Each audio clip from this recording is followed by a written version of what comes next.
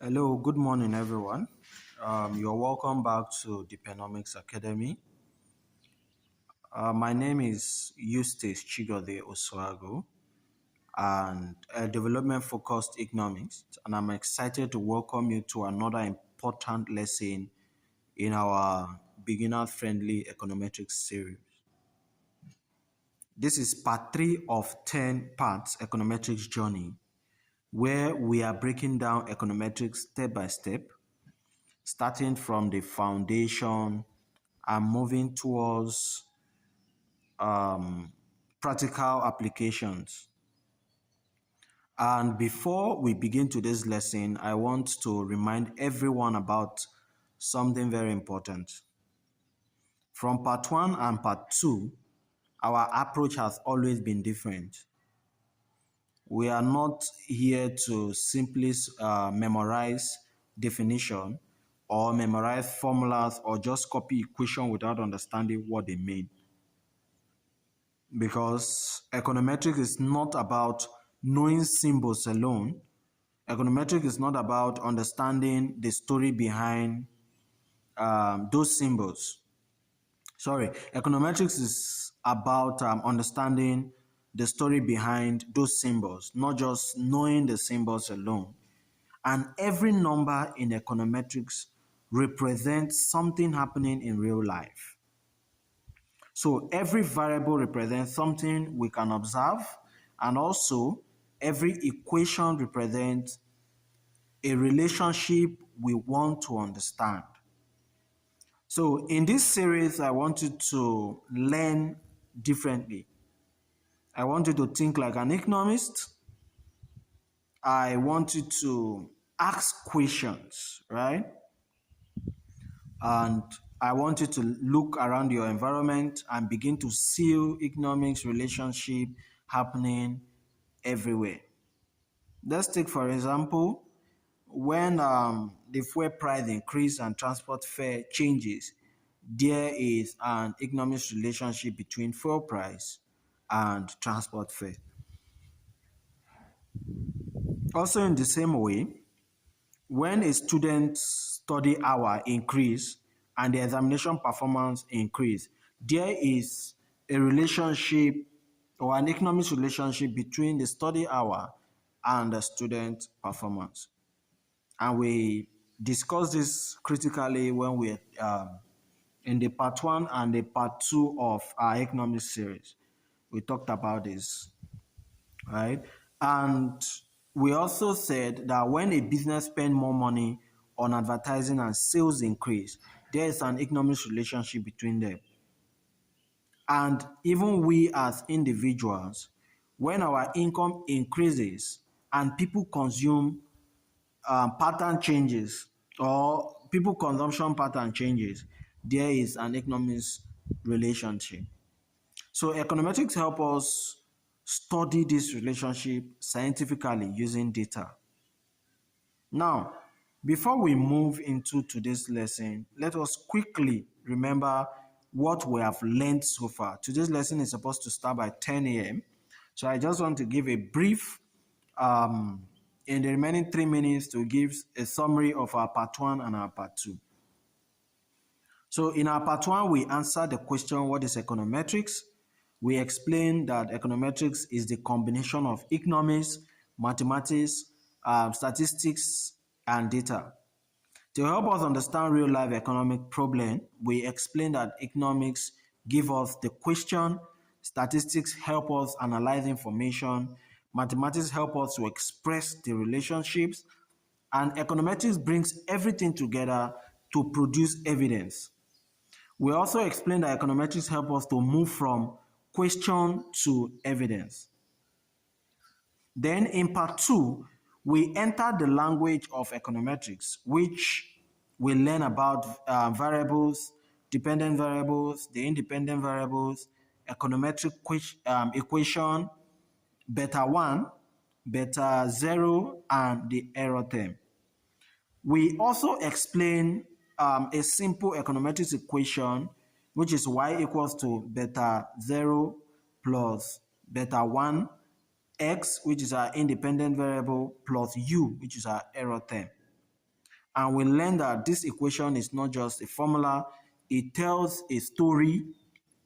And we gave several examples, which we said Y could represent examination performance, X could represent study hours, and B, which is beta 1, tells us how much examination performance changes when study hours changes. And also, the error term represents other factors that may also affect performance. So I urge that you go back to the part 1 and part 2 of our video, watch and listen properly. You understand the foundation of econometrics as we move into part 3. Now, in today's lesson, we are moving one step deeper.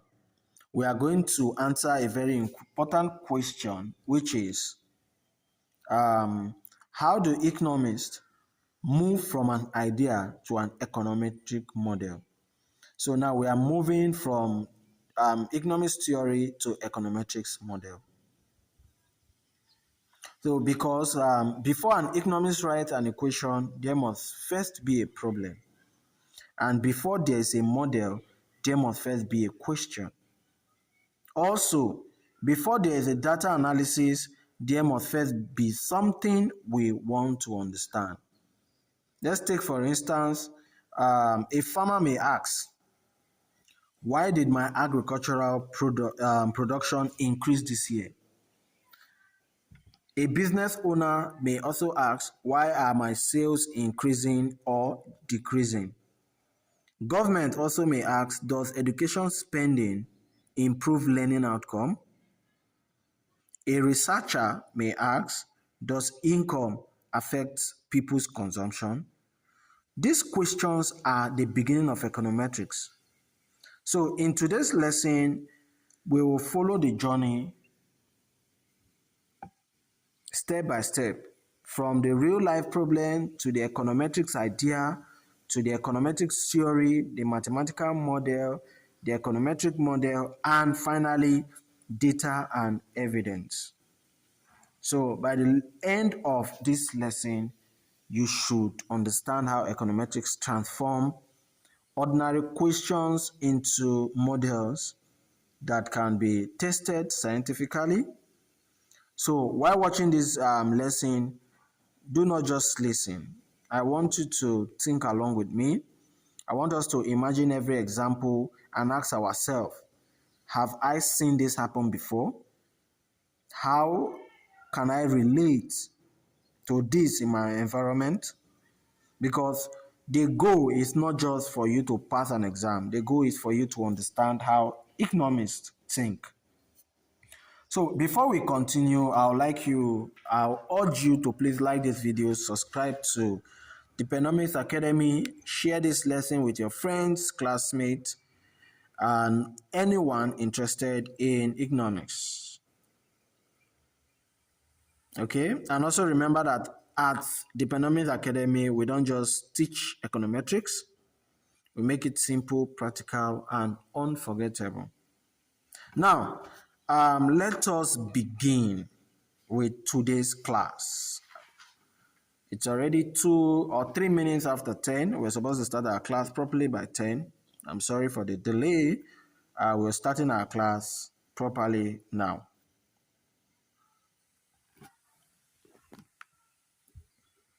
Okay, so why do economists need model? Why do economists need model?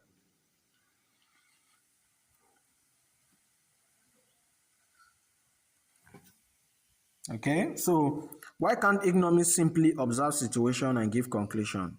These are questions, right?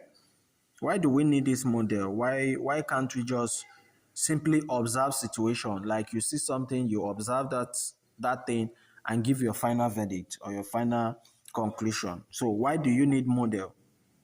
I want us to begin with a real life situation, right? Understanding reality through simplification. understanding reality through simplification. Now, I want everyone watching this lesson to imagine this situation. Imagine you're a farmer in a rural community. Just imagine you're a farmer in a rural community. You planted maize last year. Let's assume you planted maize in 2025. And at the end of the farming season, you harvested 20 bags of maize. And this present year, 2026, you also planted maize and harvested 50 bags of maize. Naturally, you ask yourself, what happened, right? Why did my production increase? Now, think about it. What possible reason can explain this increase? What are the possible reasons that can explain this increase, that your harvest moved from 20 bags of maize to 50 bags of maize? Now, these possible reasons may be that the rainfall was better in 2026 compared to 2025. Or you use improved seed in 2026 than 2025. Or you apply more fertilizer, you hired more workers, or maybe you even spend more time on the farm, or you adopted better farming techniques. Right? Now, I want you to notice something. There is not only one possible explanation to this. These are many possible factors that may influence agricultural product. And this is the challenge economists face. The real world is complicated. Many things happen at the same time. Many factors influence outcome. So the question becomes, how do we organize our thinking? How do we organize our thinking? How do we identify important factors? How do we study the relationship between these factors? And this is why economists use model. Now, let me explain what a model means using a simple example. Now, imagine you want to travel to a city you have never been before or you have never visited before. Imagine you want to travel to a city where you have never visited before. Now, you took your phone, you open Google Map. Now, what does Google Map show you? Google Map will show you the road, the dimension, the distance, right? And important locations. But the question is, does Google Map show you every single thing in that city? Does it show you every person walking in that city? Every tree, every house, every vehicle? I believe the answer is no. Right? So why is it so? This is because the purpose of the map is not to show everything. The purpose is to show the important information you need to reach your destination with. That is exactly what an economics model does. It shows you an economics model is a simplified representation of reality. It focuses on the important information we need. Okay, so it does not include every single thing happening in the economy. Instead, it focuses on the important relationship we want to understand. Now, I want us to bring it closer to students. I want you to imagine a teacher noticed that some students perform better than others. Let's take, for instance, student A scores 90% and student B scores 60%. Now, the teacher will ask this question: why is there a difference? Why is there a difference in the student score? Why is student A scoring more than student B? And the possible explanation of this is maybe student A studied more, maybe student A attended more classes, or student A has a better learning material than student B, or there are stronger motivations, or maybe student A has better support at home.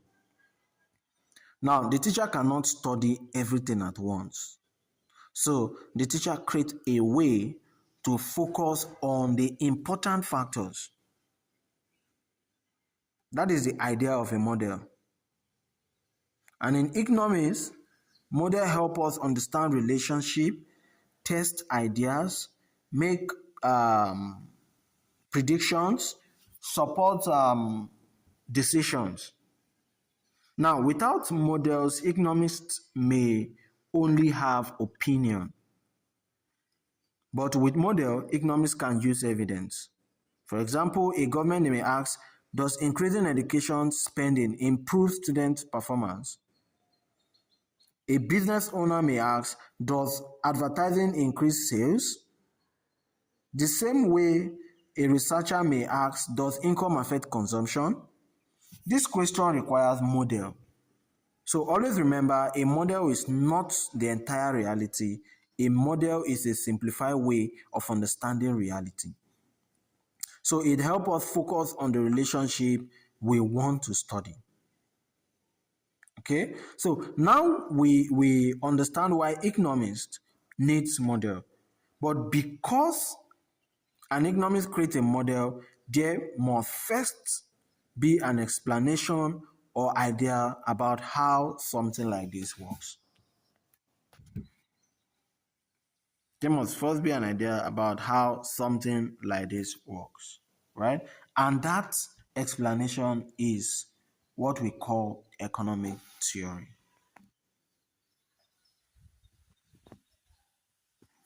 That is what we call economics theory.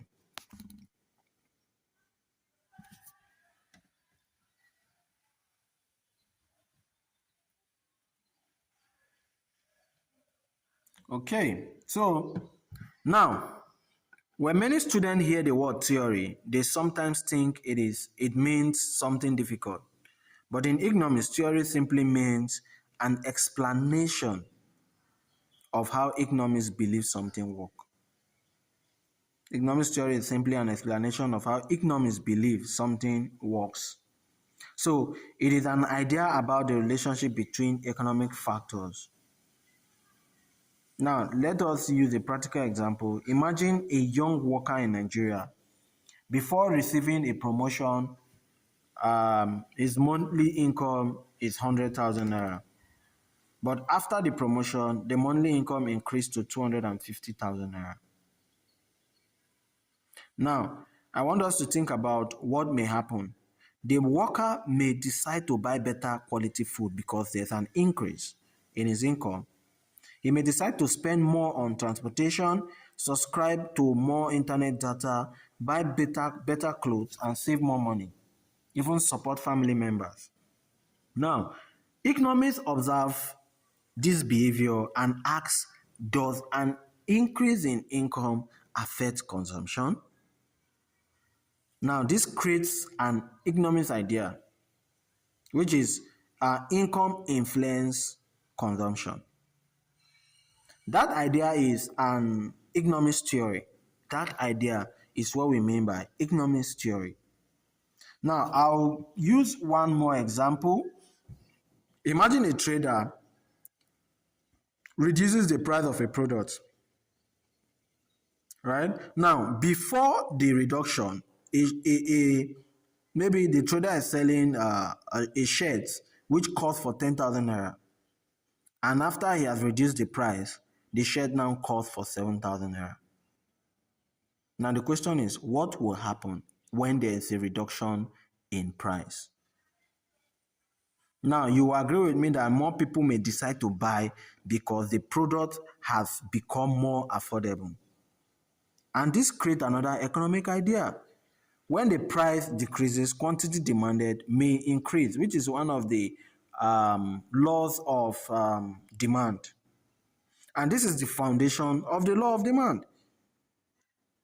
Okay, so these also are questions being asked, and this is the idea behind economic theories. Even in a Nigerian transportation company, the price of fuel increases, and many people observe that transport fare often increase. And why is this so? This is because fuel is an important cost of transportation. So economists may develop the idea and increase in fuel price may increase transport cost. However, students, there is something very important. Economics theory gives us an explanation, but theory alone does not prove anything. It gives us an idea that we need to investigate. We may believe that income affects consumption, but we still need to answer the question like, how much does income affect consumption? So if income increases by 10,000, does consumption also increase by 1,000? Does it increase by 5,000? Does it increase by 8,000? And in this question, this is where we need evidence. And before we can get evidence, we need data. And this is where model becomes important. Okay, so now we have an economics idea. We believe there's a relationship between income and consumption, but economists need a way to express this relationship clearly. They need a language that can represent the idea.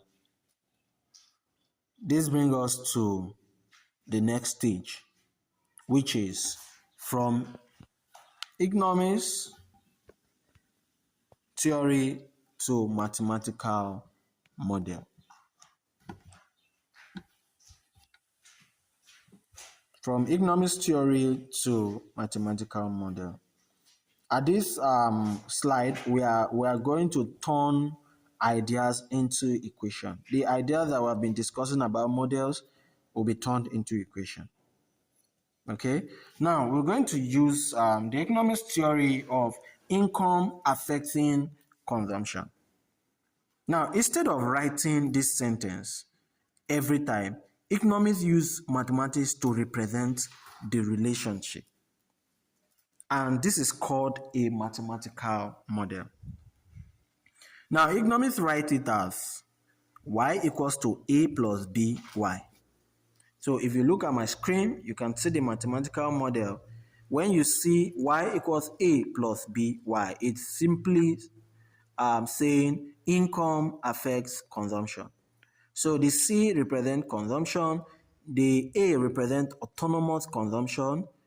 Autonomous consumption are consumptions that the amount of money you spend even at zero level of income. Those are autonomous consumption.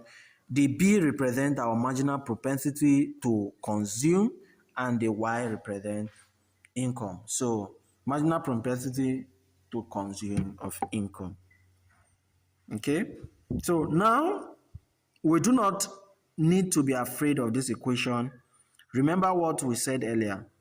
Equations are not just symbols, they tell stories. Okay, I've explained the story behind this equation. C equals to A plus BY. Like I said, C is for consumption, A are autonomous consumption, and I said autonomous consumption are the amount of money you spend even at zero level of income, meaning even when you don't have money, you must spend this money, right? And B is our marginal propensity to consume, MPC, and our C is our Y is our income. So this is the first thing we are trying to understand. Now, consumption means the goods and services people buy and use, like your food, clothes, transportation, internet, and so on and so forth. Y, which is your income, is the factor we believe influence consumption. And income comes from your salary, business profit, investment return, and other sources of earning. So our A, which I said, is autonomous consumption, which can also be the starting level of consumption, right? It is the level of consumption before considering the effects of income. So before you start receiving your salary, this is the level where you are starting from. Now, the letter B represents the relationship between income and consumption, which is the marginal propensity to consume.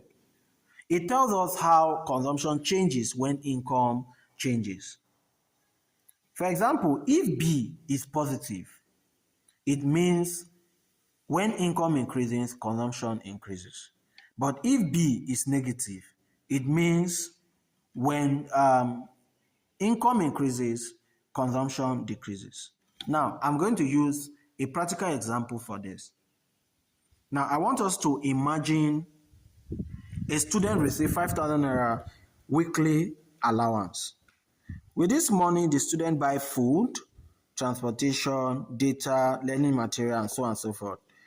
Now, imagine the allowance increase from 5,000 naira to 10,000 naira. What will happen?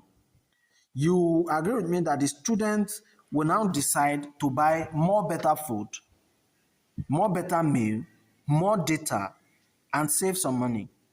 The mathematical model help us represent this relationship. But students, there is an important limitation. The mathematical model assume we are focusing on the relationship between income and consumption. But in real life, consumption is affected by many other things. For example, other factors which in the econometrics model we say they are error terms, which are other factors that may affect consumption, can be family size, can be prices of goods and services, personal preference, culture, even economic condition. This means we need a more realistic model, a model that accepts that other factors exist.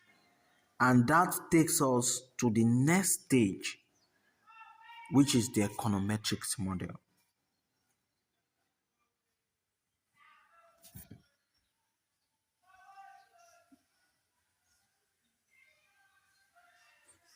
And we'll be moving from the mathematical model to the econometrics model.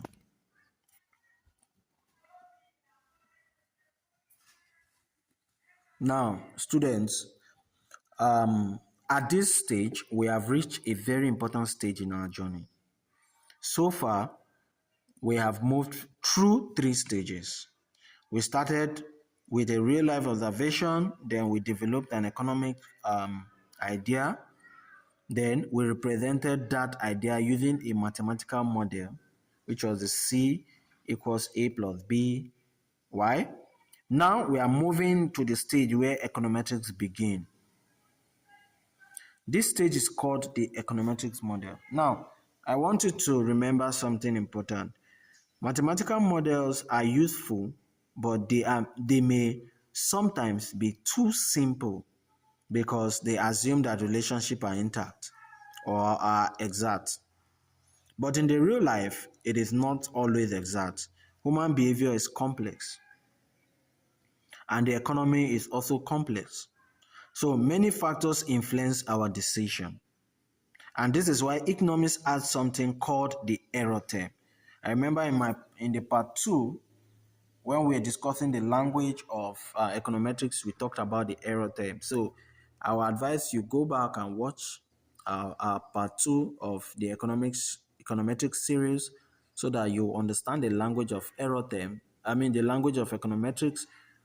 As we move into this important section, the part 2 will help you understand part 3 better. Now, let us return to our previous example. Income affects consumption.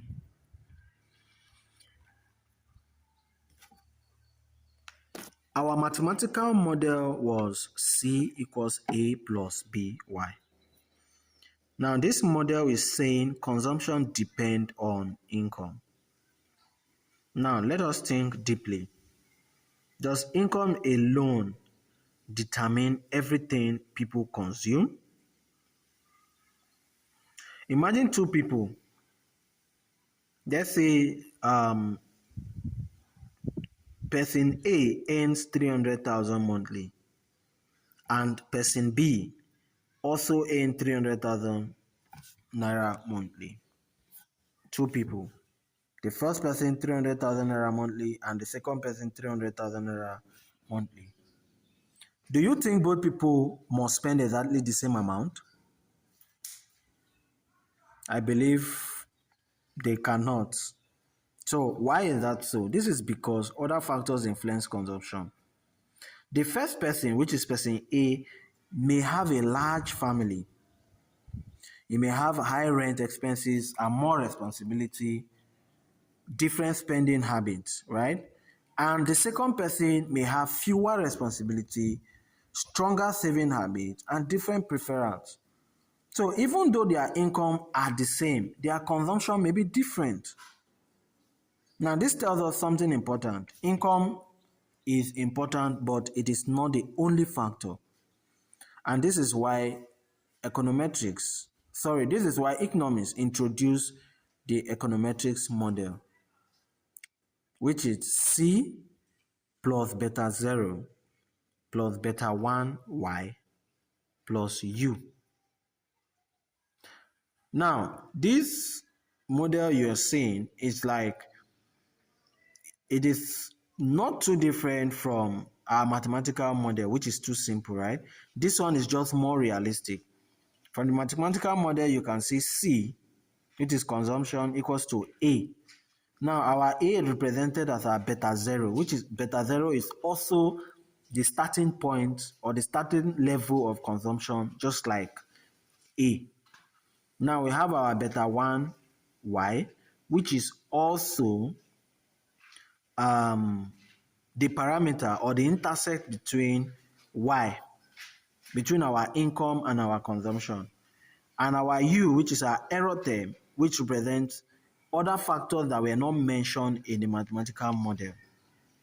So the difference between the mathematical model and the econometrics model is that there are other factors that affect income that are not mentioned in the mathematical model. Okay, so now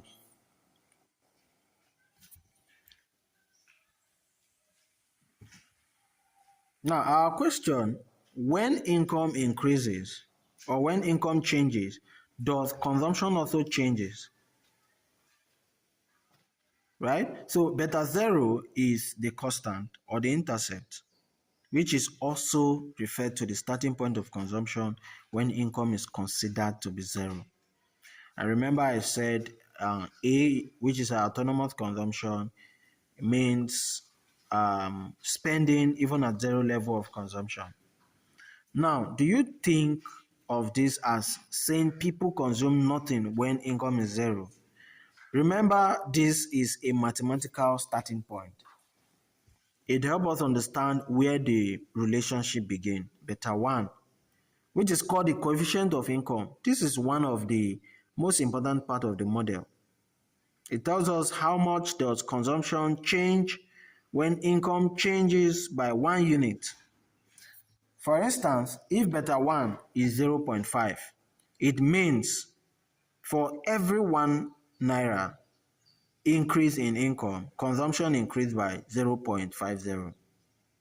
Or for every 10,000 naira increase in income, consumption increased by 0.5 times of 10,000, which is 5,000 naira.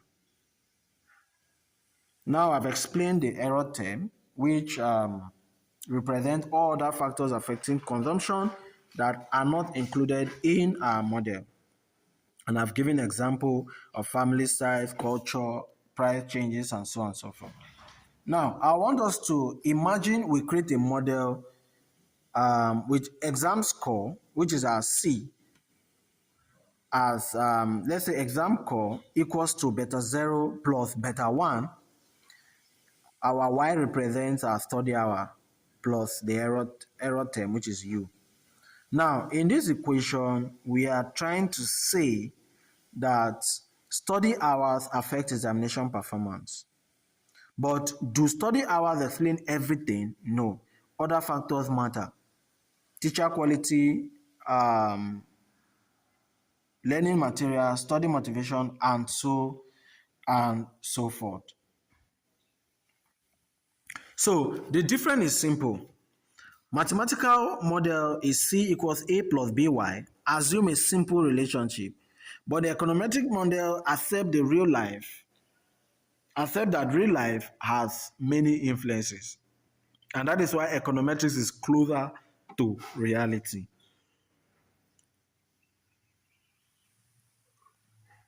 Now that we understand how economists build an econometric model, the next question is, when we estimate this model using data, how do we interpret the numbers we obtain?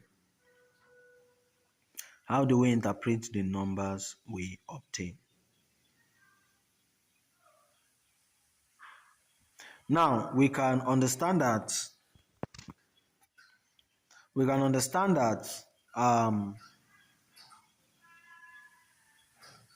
beta 0 and beta 1 are telling us something. And I want us to look at the coefficient practically, right?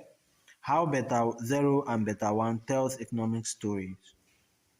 Now, imagine a researcher studies the relationship between income and consumption.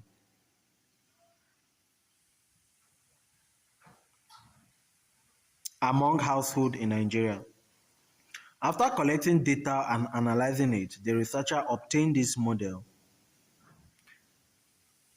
C equals to A plus BY. So we have C equals to 20,000, which is our autonomous consumption, plus 0.5, which is our MPC of income, Y.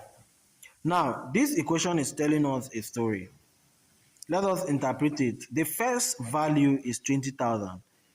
This represents B0, beta 0. And remember, beta 0 is the starting point. It tells us the estimated consumption level when income is 0. And in simple term, the model begins from a consumption level of 20,000. Now, the second value is 0.5. This represents beta 1. Beta 1 tells us the effect of income on consumption.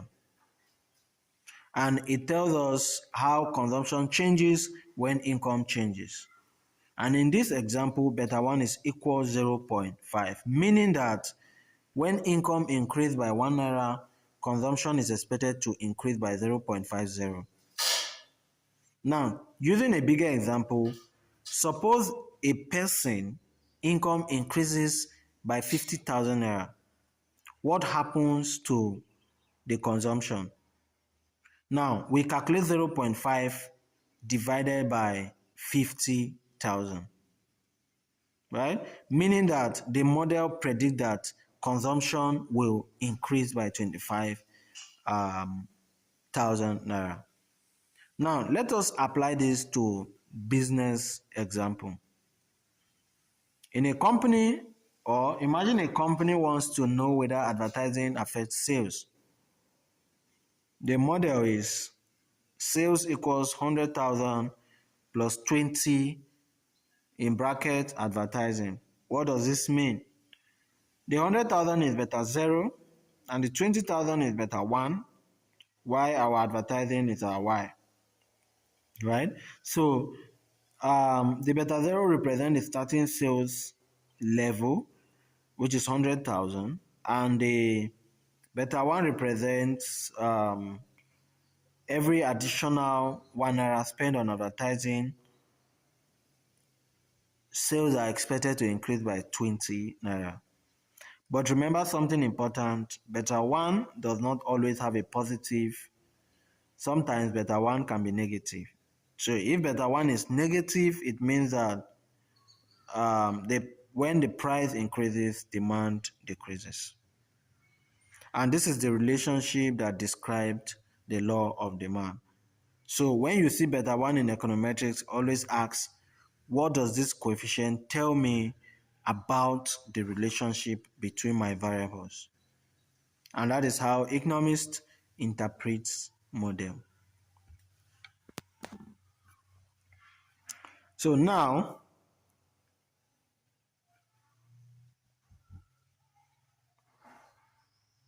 how do economists actually build a model from a real life problem? How do an economist actually build a model from a real life problem? Now, I want us to imagine a teacher who noticed something that some students study for many hours and perform very well,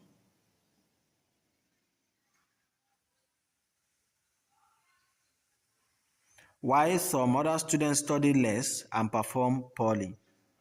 The teacher asks, does the amount of time students spend studying affect their examination score? This is a research question. Now, as economists, we begin to think, what is the outcome we want to explain? The examination score, which is our dependent variable, y. What factors do we believe affect this examination score? And which is the study hour? Therefore, our study hour becomes our independent variable, which is x. Now, we can create our model as the score equals B0, beta 0 plus beta 1, bracket our y, which is the study hour, plus our error term. Now, interpreting this, the score is what we want to explain, which is y. The study hour is the factor we believe influenced the score, and that is beta 0, telling us how much examination score changes when study hours increase. And our u, which is our error term, represent other factors. Okay? Just the same way we imagine a real life classroom where student A studies for 5 hours every day, student B studies 1 hour every day. Can we automatically say student A must score higher? Not always. And the reason is because other factors may affect student A. Maybe student B has a better teacher, better understanding, or more previous knowledge than student A. And these factors are included in the error term. And this is why econometrics is powerful. It does not just say students or study more and you definitely score higher. Instead, it asks, based on available data, what is the relationship between study hour and economics performance? And this is the scientific approach. Now that we understand or we have seen students' example, I want us to move from classroom into the Nigerian economy. One relationship that many Nigerians experience every day is fuel price and transport fare. I want us to build a model around this.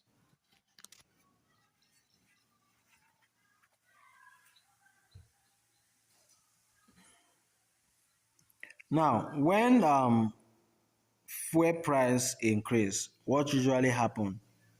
Many people observe changes in transport fare, and the reason is because fuel is an important cost for transport operators.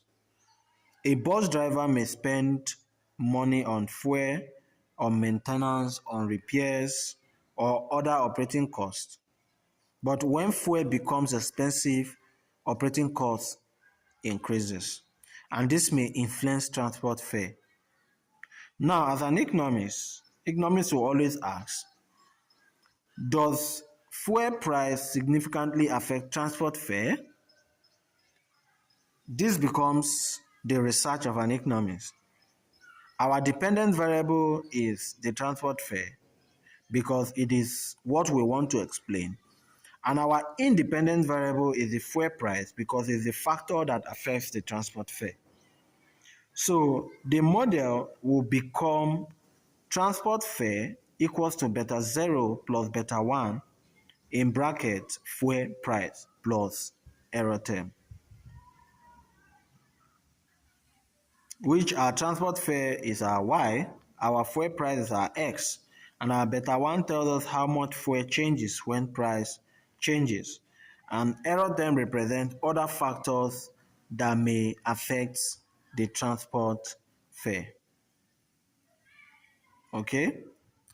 Now, now that we have seen how the model work in education and transportation, but why are these models important? Why do government, businesses, and researchers spend time building econometrics model? I want us to discuss it on our next slide. Why econometrics model matter.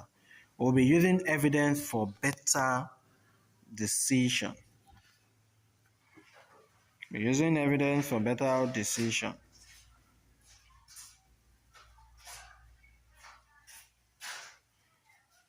The government may ask, will increasing education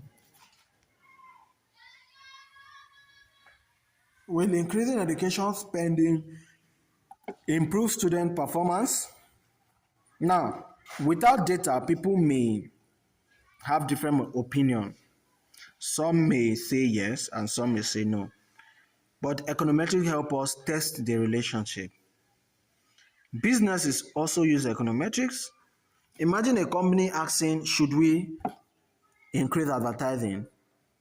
They want to know, will more advertising increase sales? Now, econometrics model help answer this question. Also, farmers and agricultural organization also use model. They also ask questions like, does fertilizer increase crop production? Does rainfall affect harvest?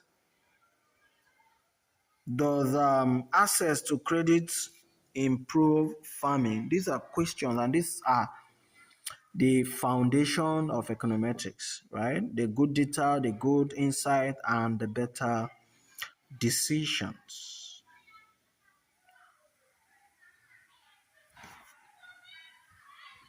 So econometrics help people move from assumption to evidence. Instead of saying, I think this is happening, we say, what does the data tells us? What does this data tells us? That is what econometrics is all about. Now, talking of data are facts and figures collected about variables of interest. So if it can be numbers, it can be categories, it can also be measurement. And we have data, three types of data. It can be cross-sectional data, which are data collected from many individuals at one point in time.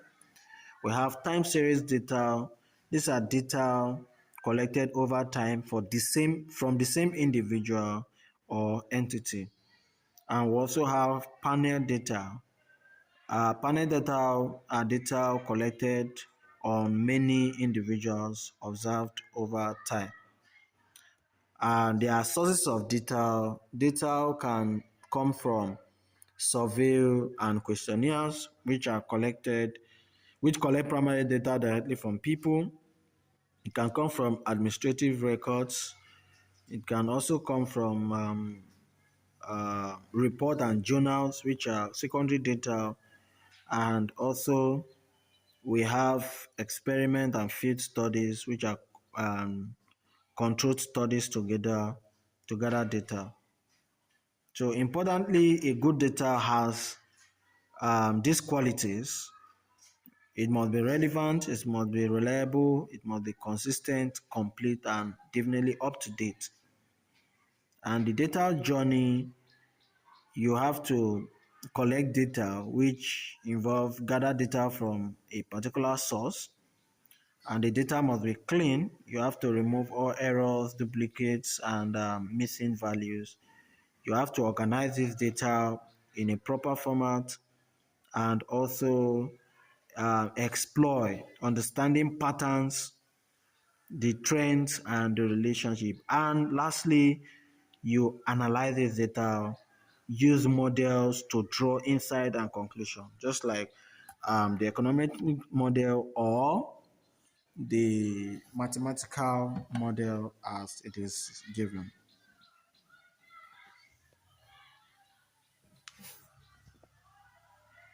So now, bringing everything together, the econometric model we have explained and differentiated mathematical model from economic model, and we now understand each part, right?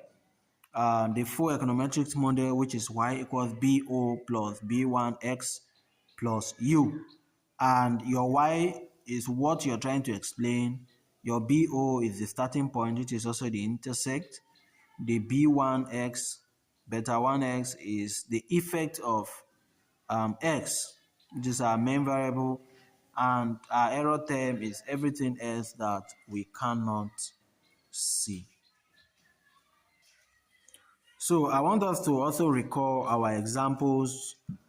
Does study time or study hours affect examination score? And we break this thing down into the models. We said the score, the examination score is our y, which are what we are trying to explain. Our study hour is our x, which is the independent variable, the hour of time spent studying, which may influence our y. Our beta zero is the starting point, right? When study is zero. And our beta one is the effects, can be the parameter, right? That can be our parameter to check or the change in score for each additional study or study hour, which U is our error term. Other factors that may have affect the student examination score is the error term. It can be the mood of the student, it can be better teacher, or better quality time.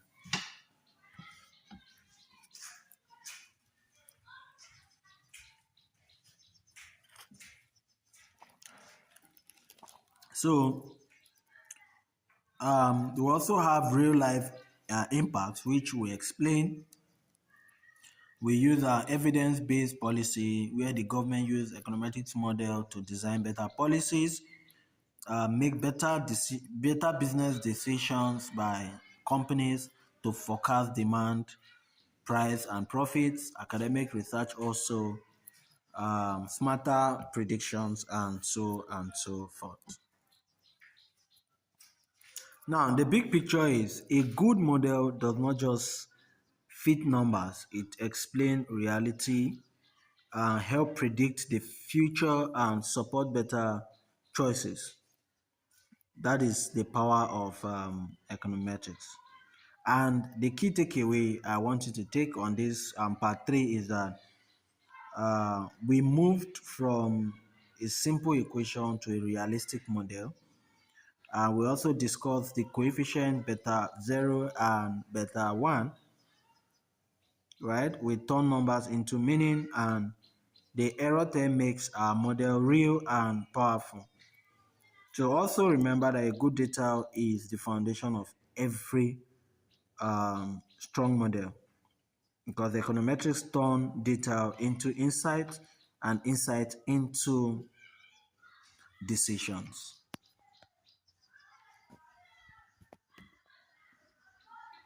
Okay, so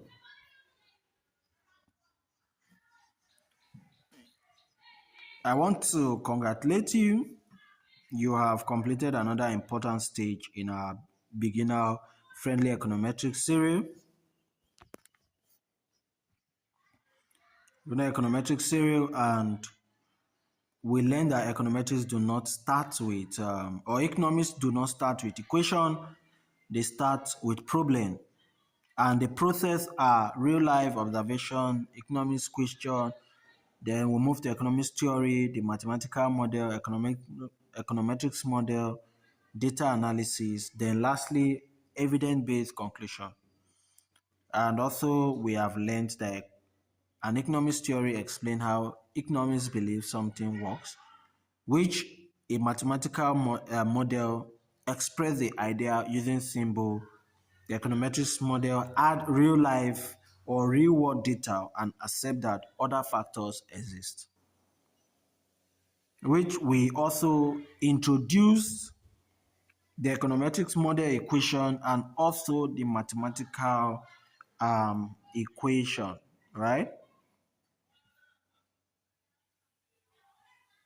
So importantly, econometrics is not about memorizing equation. It is about understanding relationship in the real world, and it is about asking questions, collecting evidence, and using data to make better decisions. So in our next lesson, which is the part 4 of 10 series,